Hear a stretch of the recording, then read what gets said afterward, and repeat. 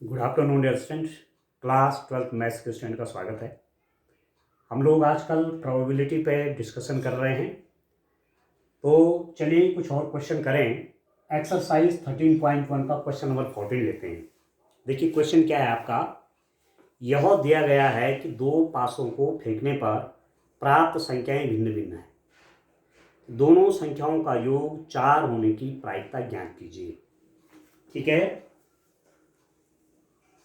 Given that क्या दिया हुआ है, given that the two numbers appearing on throwing two dice are different. ये आपको दिया हुआ है कि दो डाइस थ्रो किए गए हैं और उन पर जो नंबर है, appearing नंबर हैं, वो डिफरेंट है। Find the probability of the event the sum of numbers on the dice is 4। हमको फाइंड आउट करना है प्रोबेबिलिटी कि जो उन दो डाइस पे नंबर है उनका सम 4 होना चाहिए, इसकी प्रोबेबिलिटी चाहिए। जबकि दिया क्या है कि दोनों डाइस पर डिफरेंट नंबर आते हैं, भिन्न भिन्न संख्याएं आती हैं। तो कंडीशनल प्रोबेबिलिटी का क्वेश्चन होगी। ठीक है, कंडीशन एक दी हुई है और उस कंडीशन के आधार पे दूसरी इवेंट की प्रोबेबिलिटी ज्ञात करनी है। ठीक हो गया। तो अब मैं दो इवेंट मान लेता हूं, एक आपका ई है और एक आपका एफ मान लेते हैं। ई जो है, पहले सैंपल स्पेस आप मान लीजिए। सैंपल स्पेस टू डाइस आप टॉस कर रहे हैं, दो पासे फेंक रहे हैं, तो इसमें एलिमेंट कौन कौन हो जाएंगे दोस्तों? 1 1 1 2 ऐसे करके आपका ये आ गया 1 6। ठीक है, 2 1 2 2 ऐसे कर करके 2 6 3 1 3 2 3 6 4 1 4 2 4 6 5 1 5 2 5 6 6 1 6 2 एंड 6 6। ये टोटल सैंपल स्पेस बन गया जब आप टू डाइस टॉस कर रहे हैं। ठीक है दोस्तों, तो number of the elements in sample space are 36। Total element इसके अंदर कितने हो जाएंगे? 36 एलिमेंट होंगे। ठीक है, ई इवेंट जो मान रहे हैं आप, लेट ई इवेंट में क्या मान रहा हूं? ई इवेंट में मान रहा हूं the sum of numbers on the dice is 4। The sum of numbers on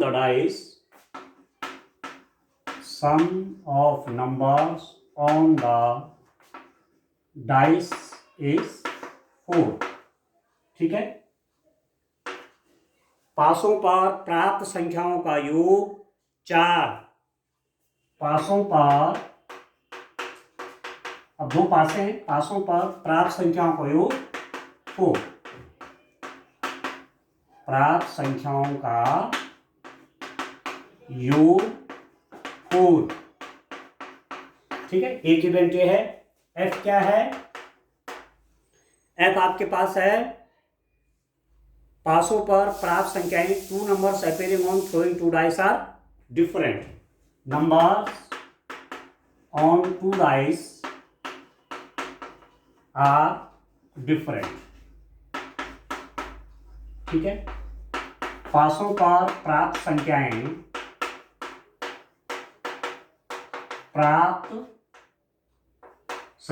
भिन्न भिन्न हैं। पासों पर प्राप्त संख्याएं भिन्न भिन्न हैं। ठीक हो गया। अब आप देख लीजिए ई क्या होगा। ई में कौन कौन एलिमेंट आएंगे? इस इवेंट में क्या है? पासों पर प्राप्त संख्याओं का योग 4। तो ये टोटल सैंपल स्पेस है। इनमें आपने वो इवेंट इस ई के अंदर लेने हैं, वो एलिमेंट ई के अंदर लेने हैं जिनमें दोनों पासों पे सम 4 होना चाहिए। तो 1 1 तो 2 हो रहा है, 1 2 3 हो रहा है। तो यहां पर जो 1 3 होगा वो आपका 4 हो रहा है। केवल एक इवेंट आएगी यहाँ पर, बाकी 1 4 आपका 5 हो जाएगा, 1 6 आपका 7 हो, ये नहीं चाहिए हमको। 2 1 3 2 2 4, ये भी 4 हो रहा है, दोनों पासों के सम 4, और आगे 2 3 होगा 5 हो जाएगा। 3 1 ये ठीक है, 3 1 4 हो गया, बाकी ये 5 हो गया, इनमें देखिए 5 7 6 7 आगे चलता रहेगा। बाकी क्या हो सकता है हमें नहीं है, ई इवेंट के अंदर जो एलिमेंट आएंगे उनका सम 4 होना चाहिए, तो केवल 3 ही एलिमेंट ऐसे आ रहे हैं जहां आपका सम 4। एफ में क्या क्या है देखिए, एफ कह रहे हैं number of 2 dice are different, पासों पर प्राप्त संख्याएं भिन्न भिन्न हैं। जैसे भिन्न भिन्न मतलब 1 2 1 1 नहीं होना चाहिए, 1 1 हो गया, ठीक है, और ये चलता रहेगा 1 3, ये चलता रहेगा डिस्टेंट कहां तक 1 6, ठीक है, फिर 2 1 2 2 नहीं होगा, 2 3, ये चलता रहेगा 2 6, ठीक है, 3 1 3 2 चलता रहेगा, 3 तो लेना नहीं है, 3 4 ले लेता है पहले में, 3 4 चलता रहेगा 3 6 तक, 4 1 4 2 4 3 4 4 नहीं चाहिए, 4 5 4 6, ठीक होगी। अब आप देखिए 5 1 5 2 5 3 5 4, ठीक है, 5 5 5 5 नहीं चाहिए, 5 6 चाहिए, ठीक है, 5 5 सेम एलिमेंट हो जाएंगे, सेम नंबर हो जाएंगे, वो नहीं चाहिए।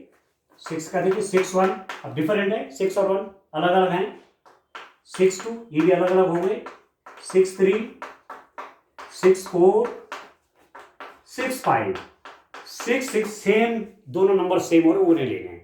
मतलब इस सैंपल स्पेस से 1 1 2 2 3 3 4 4 5 5 6 हटा दीजिए तो आपका घटना एफ हो जाएगी, इवेंट एफ एफ के एलिमेंट आ जाएंगे, ठीक हो गया।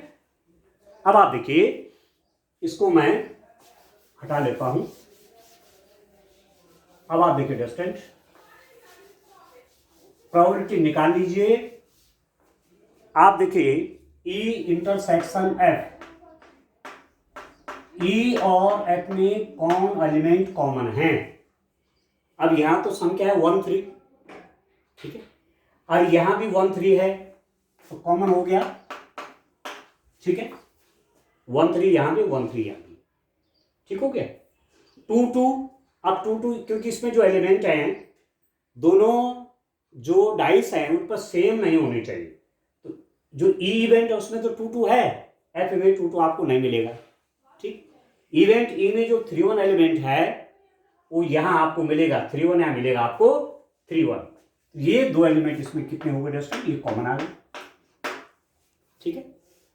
अब आपको एक्चुअली निकालना क्या है, हमें कंडीशनल प्रोबेबिलिटी ऑफ ई चाहिए जबकि F already has occurred, E की सप्रतिबंध प्रायिकता जबकि एफ घटना होती है, मतलब the sum of numbers on the dice is 4, उसकी प्रोबेबिलिटी चाहिए जबकि एफ पर कोई दो नंबर सेम नहीं है, तो ये हो जाएगा probability of E intersection F divide by probability of F. तो इसकी प्रोबेबिलिटी कैसे हो जाएगी, देखिए आप, probability of E intersection F कितना हो जाएगा, ई और एफ में एलिमेंट आपके कितने हैं, दो एलिमेंट हैं, और सैंपल स्पेस में 36 एलिमेंट है, 2/36 हो गए, ठीक है। ई इंटरसेक्शन एफ की प्रोबेबिलिटी चाहिए ना, तो ई इंटरसेक्शन एफ एलिमेंट कितने हैं 2 फेवरेबल, और टोटल कितने हैं 36 हो गए। यहां से आप पी एफ निकाल लीजिए, एफ की प्रोबेबिलिटी कितनी है, इसमें देखिए सैंपल स्पेस से मैंने 1 1 2 2 3 3 4 4 5 5 6 हटा रखे थे, तो 36 टोटल सैंपल स्पेस में एलिमेंट थे, तो सेम एलिमेंट दोनों डायस पर जो सेम एलिमेंट थे 1 1 2 2 3 3 4 4 5 5 5 6 6, वो सब हटा देते तो मेरे पास एफ हो गए। तो एफ में टोटल एलिमेंट कितने हो गए 30 हैं यहाँ, और सैंपल स्पेस में टोटल एलिमेंट कितने हो गए 36। ये प्रोबेबिलिटी हो जाएगी। अब यहाँ वैल्यू आप रख लीजिए, इसकी प्रोबेबिलिटी आपकी 2/36 है होल डिवाइडेड बाई 30/36। तो आपको कंडीशनल प्रोबेबिलिटी ऑफ ई निकल जाएगा जस्टिन, ये आपका आ जाएगा 36 ऊपर जाके कट गया 2/30, ये हो जाएगा आपका 1/15। बस इस ढंग से करना है, ठीक है, ऐसे इसको करेंगे। तो चलिए नेक्स्ट क्वेश्चन देखते हैं, क्वेश्चन नंबर 15। तो इस टाइप से करिए रेस्टोरेंट आप इनको। क्वेश्चन नंबर 15 देखिए, पहले एक्सरसाइज कंप्लीट कर देंगे, ठीक है। तो आप काम ऐसे करते रहिए, तो 15 डेज के अंदर प्रोबेबिलिटी भी कंप्लीट कर डालेंगे, ठीक है। आप देखिए 10 मार्क्स के क्वेश्चन एग्जाम में प्रोबेबिलिटी से पूछे जाते हैं। अब देखिए डियर स्टूडेंट, क्वेश्चन नंबर 15 आप देखिए क्या है। क्वेश्चन नंबर 15, इसको आप देखिए, एक पासे को फेंकने के परीक्षण पर विचार कीजिए। यदि पासे पर प्रकट संख्या 3 का गुणज है तो पासे को पुनः फेंकें, और यदि कोई अन्य संख्या प्रकट हो तो सिक्के को उछालें, ठीक है। न्यूनतम घटना, न्यूनतम एक पासे पर संख्या 3 प्रकट होना दिया गया है। ये घटना आपको दे रखी है कि न्यूनतम एक पासे पर संख्या 3 प्रकट हो रहा है, तो घटना सिक्के पर पट प्रकट होने की 100 प्रतिबंधित प्रायिकता ज्ञात कीजिए।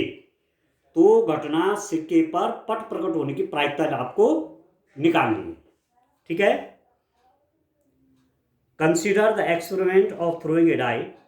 If the multiple of 3 comes up, throw the die again, and if any other number comes, toss a coin. Find the conditional probability of the event the coin shows a tail, given that at least one die shows a 3। ठीक है, conditional property निकालनी है। तो क्या कह रहे हैं आपसे, पासे को फेंकने के परीक्षण में विचार कीजिए। तो सैंपल स्पेस पहले बना लेते हैं। एक पासा फेंक रहे हैं, आपने एक डाइस फेंका। यदि डाइस पर प्रकट संख्या 3 का गुणज है तो पासे को पुनः फेंकिए। यदि डाइस पर 3 आ गया तो फिर उसको टॉस करिए, किसको, डाइस को फिर फेंकिए। तो फॉर एग्जांपल माना जो आपके पास डाई है, डाइस जो आपके पास है उस पर 3 आता है, 3 नंबर आ गया, ठीक हो गया। तो फिर आपने क्या फेंकना है, वही पासा फिर फेंकना है। तो क्या क्या हो सकता है, 3 के साथ 1 भी आ सकता है, 3 के साथ 2 भी आ सकता है, 3 3 भी हो सकता है, 3 4 भी हो सकता है, 3 5 भी हो सकता है, और 3 6 भी आ सकता है। आपने डाइस थ्रो किया, यदि उस पर 3 आ गया तो फिर आपको डाइस फेंकना है। अब जब 3 पहले वाले पे आ गया, मतलब पहली बार टॉस करने पर 3 आया है, फिर दोबारा आपने डाइस फेंकना है। तो क्या क्या कंडीशन हो सकती है, क्या क्या बातें हो सकती हैं, या तो उस पर 1 आए, या उस पर 2 आए, या 3 आए, या 4 आए, या 5 आए, या 6 आए। अब वो कह रहे हैं, ये आपसे कहा जा रहा है कि 3 के मल्टीपल आने पर, 3 के गुणज वाली संख्या आने पर पासे को फिर फेंकें। तो 3 का गुणज, एक तो 3 ही हुआ, 3 का मल्टीप्लाई 3 हुआ। अब दूसरा क्या हो गया, 6। फॉर एग्जाम्पल 6 आया, 3 नहीं आया था, क्या आया, 6 आया। तो क्या हो सकता है, फिर आपने क्या करना है, फिर दोबारा पासे को फेंकना है।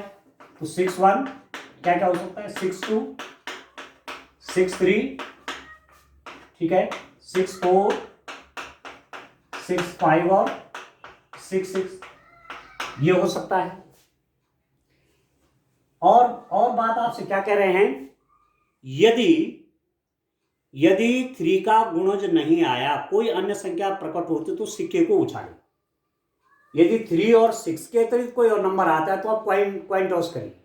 तो फॉर एग्जाम्पल 1 आया, तो क्वाइन टॉस किया, तो क्या हो सकता है, हेड आ सकता है। 1 के साथ और क्या हो सकता है, टेल हो सकता है। माना 2 आया, आपने डाइस को फेंका था, 2 आया था माना, तो 2 आया तो फिर आपको क्वाइन को टॉस करना है।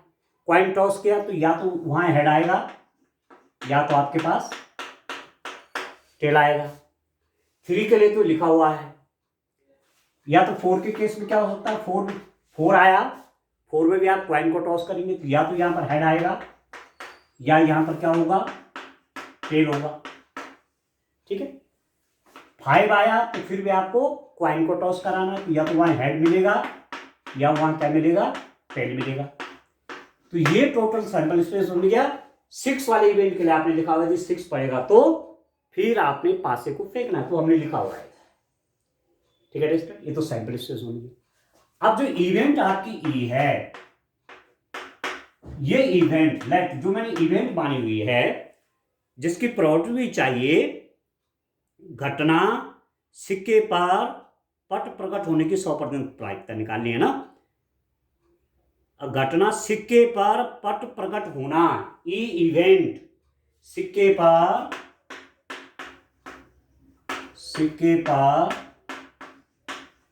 पट प्रकट होना, ये इवेंट ही है। ठीक है, सिक्के पर पट प्रकट होना, ठीक हो गया। Event the coin shows tail, coin shows tail, ठीक है दोस्तों। और दूसरी जो एफ माना घटना मैं मान रहा हूं, एफ इवेंट आप मान रहे हैं, वो क्या है, न्यूनतम एक पासे पर संख्या 3 प्रकट होना, न्यूनतम एक पासे पर संख्या 3 प्रकट होना।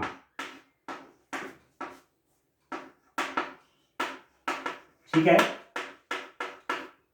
एटलीस्ट 1 डाइस शोज 3, ठीक है दोस्तों, at least 1 dice shows a 3, at least 1 die shows 3, ठीक हो गया। ये कंडीशन आपको दे रखी कि ये होता है, तो ये प्रोबेबिलिटी निकालिए। ठीक है, ठीक है, सिक्के पर पट प्रकट होने की प्रोबेबिलिटी निकालिए, जबकि ये दिया हुआ है कि पासे पर न्यूनतम संख्या 3 प्रकट होती है। ठीक है, तो ई में कौन कौन से इवेंट आएंगे आप देखिए। ई जो इवेंट है उसमें कौन कौन एलिमेंट होंगे, सिक्के पर पट प्रकट होना, तो जहां जहां टेल लेते जाइए, एक टेल यहां पर है, एक टेल यहां पर है, एक टेल यहां पर है, एक टेल यहां पर है, ये हो जाएगा आपका 1T, फिर आया आपका 2T, ठीक है, फिर आपका आया 4T, फिर आया आपका 5T। ठीक है, सिक्के पर पट प्रकट होना, क्वाइन शोज ए टेल, देखो क्वाइन पे टेल आ रहा है। एफ आपको क्या है दिया हुआ, न्यूनतम एक पासे पर संख्या 3 प्रकट होता है, न्यूनतम एक पासा, एक पासे पर संख्या 3 प्रकट होना, तो न्यूनतम एक पासे पर मतलब एक पासे पर संख्या 3 प्रकट होने या दोनों पासों पर संख्या 3 प्रकट होना, न्यूनतम का मतलब ये हुआ एटलीस्ट 1 डाइस शोज 3, कम से कम एक, तो एक 3 भी हो सकता है, 2 3 भी हो सकते हैं। तो एक तो 1 3 वाले कौन कौन है, 3 1, 3 2, 3 3, अभी 3 3 वाला रहेगा, डबल भी नहीं आ गए, 3 4, 3 5, 3 6, ठीक हो गया। एक तो एक जहां 3 की ओर एक बार आ रहा है 1, या एक बार आया, एक बार आया, एक बार आया, एक बार, यहां पर दोनों बार आ गए। ठीक है, और 3 कहां आ रहे हैं, एक 6 3 भी, यहां भी 3 आ रहा है 6 3, ठीक है, न्यूनतम एक पासे पर संख्या 3 प्रकट होना, यहां पर 2 बार आ रहा है, बाकी सब एक बार है। ठीक, आपको conditional probability of E when F has already occurred, आपको सिक्के पर पट प्रकट होने की प्रायिकता चाहिए, जबकि न्यूनतम एक पासे पर संख्या 3 प्रकट होना दिया गया है। You have to find the probability of coin shows a tail when at least 1 die shows 3 is given। इस घटना की प्रवृत्ति चाहिए जबकि ये घटना होती है। तो कंडीशनल प्रॉपर्टी का क्वेश्चन है, ठीक है दोस्तों, P E intersection F divided by P F. अब बात यह है कि ई इंटरसेक्शन एफ में एलिमेंट हैं कितने। ई इंटरसेक्शन एफ जो इवेंट आ रही है, ई और एफ में कोई एलिमेंट कॉमन है? भाई टेल टेल टेल टेल, यहां टेल वाला कोई नहीं है, तो ये हो गया नल सेट हो गया, रिक्त समुच्चय हो गया, इसमें कोई एलिमेंट नहीं है। जब कोई एलिमेंट इसमें नहीं है तो इसकी प्रॉपर्टी क्या हो जाएगी? जीरो। आपको मालूम है जीरो प्रॉपर्टी मतलब यदि एक भी फेवरेबल बिट नहीं है तो जीरो प्रॉपर्टी, ठीक है। तो यहां पर कितना हो जाएगा? जीरो हो जाएगा। ये जब न्यूमरेटर ही जीरो हो गया, प्रॉपर्टी अब तो कुछ होगा, प्रॉपर्टी अब तो निकल जाएगी 1 2 3 4 5 6 7 बाई जितने इसमें एलिमेंट वो निकल जाएगी। पर न्यूमरेटर आपका जब जीरो है, यस न्यूमरेटर जीरो है, अंश जीरो है, यदि हर में कोई नंबर आ रहा है तो अल्टीमेटली इसमें क्या हो जाना है? जीरो होना है। तो ऐसी स्थिति में प्रॉपर्टी आपकी क्या होगी स्टूडेंट? जीरो। ठीक हो गया। अब चलिए क्वेश्चन नंबर 16 की ओर चलते हैं। आप मल्टीपल चॉइस क्वेश्चन अवश्य करेंगे, मल्टीपल चॉइस क्वेश्चन आप अवश्य करेंगे, क्योंकि मल्टीपल चॉइस क्वेश्चन तो आते हैं।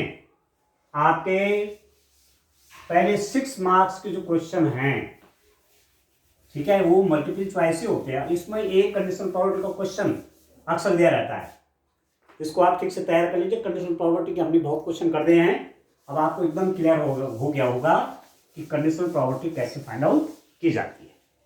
ठीक हो गया। अब आप क्वेश्चन नंबर 16 देखिए।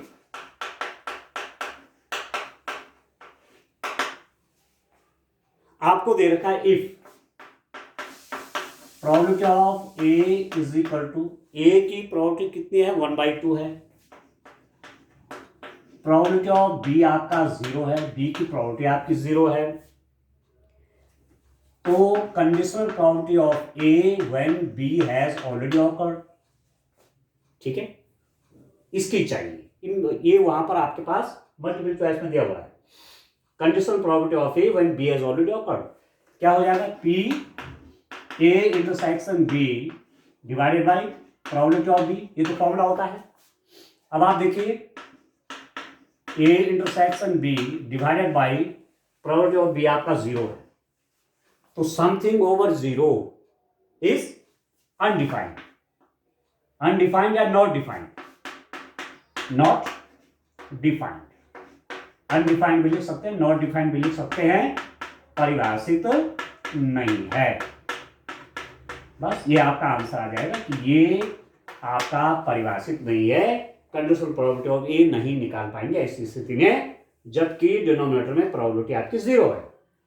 समथिंग ओवर 0 इज अनडिफाइंड या नॉट डिफाइंड, परिभाषित नहीं है। ठीक हो गया। इस टाइप से देखेंगे। अब इसका लास्ट क्वेश्चन देख लीजिए, क्वेश्चन नंबर 17। देखिए क्या दिया हुआ है स्टूडेंट, आपको दे रखा है कि if probability of, conditional probability of A when B has already occurred is conditional probability of B when A has already occurred. ये दोनों बराबर हैं, ठीक है, आपको दिया हुआ है, और ये इनमें 0 कोई नहीं है, ठीक है, ये 0 नहीं है कोई भी। तो आपको कंडीशन आगे निकालने की क्या कंडीशन आपके पास आएगी? तो देखिए इसको कैसे लिखते हैं, P A intersection B over probability of B, ठीक है। कंडीशनल प्रोबेबिलिटी ऑफ ए कैसे निकलेगा? P A intersection B over P B is equal to, इसको कैसे निकालेंगे? Conditional probability of B intersection A over P. इसकी कंडीशनल प्रोबेबिलिटी ऑफ बी कैसे निकालेंगे? Conditional probability of B intersection A over P. अभी तो सेम है, ये तो कट जाएंगे, तो इसकी मल्टीप्लाई यहाँ, इसकी मल्टीप्लाई यहाँ हो जाएगी। This implies that P A is equal to P. बस ये ऑप्शन आपका सही हो जाएगा, और जो डी ऑप्शन है वो आपका करेक्ट आंसर है। ठीक है स्टूडेंट, तो 1 मार्क्स क्वेश्चन है ये, और ये क्वेश्चन आते हैं मिसलेनियस का, मिसलेनियस नहीं, बल्कि मैं क्या कहना चाहूँ, मल्टीपल चॉइस प्रॉब्लम। एक मल्टीपल चॉइस, ठीक है, MCQ आप कहते हैं ना, ठीक है, उसका एक क्वेश्चन आता ही आता है और कंडीशनल प्रोबेबिलिटी पर डिपेंड होता है। ठीक है दोस्तों, तो आज एक्सरसाइज पूरी होती है। नेक्स्ट लेक्चर में हम एक्सरसाइज 13.2 स्टार्ट करेंगे। आज के लिए इतना काफ़ी है। Thank you.